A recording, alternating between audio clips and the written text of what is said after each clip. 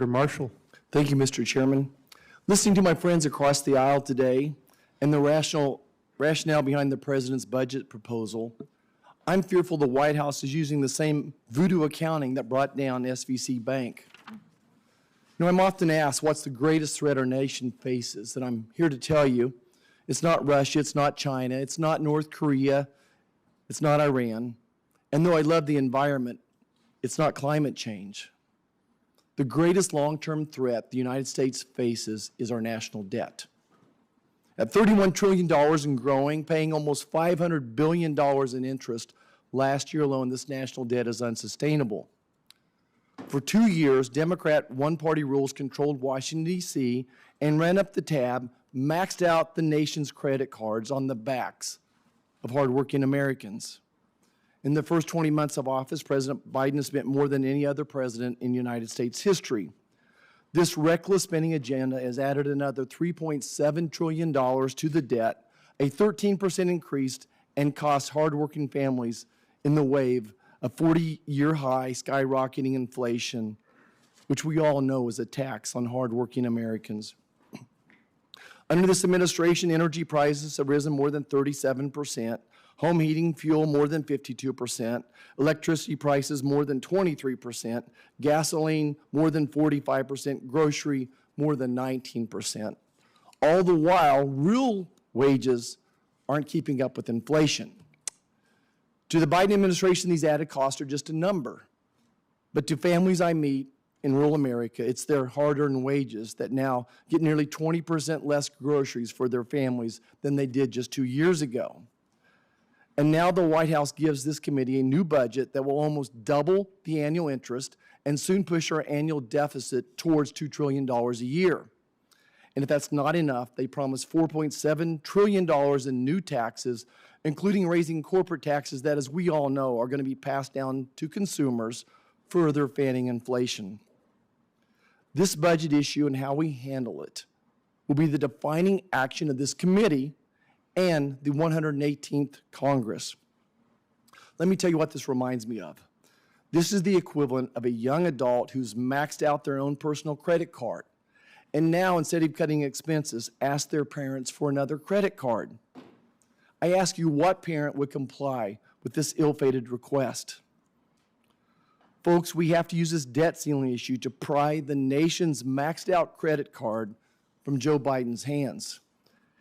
He must come to the negotiating table and work towards balancing the budget. If not, he must be held responsible for the dramatic increase in spending over the next 2 years, the past 2 years, and blowing through the debt ceiling.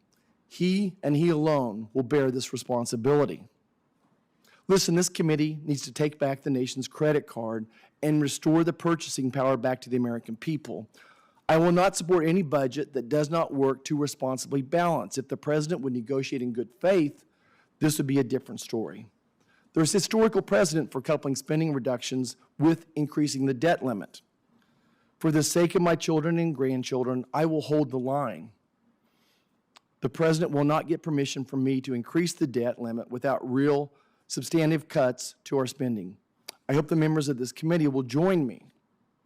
Director Young, does this administration have any intention of negotiating in good faith with Republicans to stop this reckless spending and get back to balancing the budget? Yes or no? Senator, I've been here, this is my 3rd year on the budget. There's a budget process, there's an appropriations process. We work together every year to fund the government and talk about spending priorities. So my question is, and we are happy to do that again this year. So yes or no, will this president work in good faith towards negotiating a budget that gets back to a balanced budget? As he has done in December, he will work on a bipartisan basis to talk about what the appropriate spending levels are. That doesn't sound very optimistic to me. How do you intend to do that when you know our goals and you bring us a budget that's a month late and has the highest sustained levels of taxes, spending, and deficits in American history? Senator, let me be clear. The president is not going to support cutting programs that are essential to working families in this country. What he believes is correct is ask those at the top of the ladder to pay more so we can invest in those working families you talked about. I'm from a small town, less than 2,000. What they tell me is they want infrastructure. They want the government to work for them.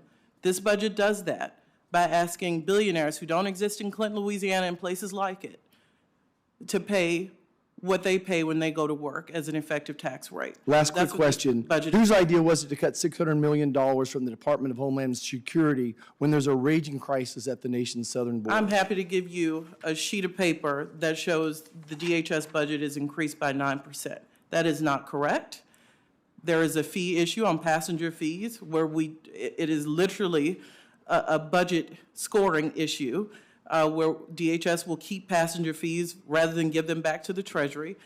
In actual dollars, in budget authority, the Department of Homeland Security goes up by 9%, including a $4.7 billion contingency fund that would fund our operations at the southwest border. This is the which we funky hope- voodoo accounting I'm talking about that gets this nation in trouble, that brings down banks as well. But we look forward to working with your office. We'll show you our numbers, we'll show you the budget shown to us, and we'll look at yours as well. Thank you so much for being here. Senator Lujan.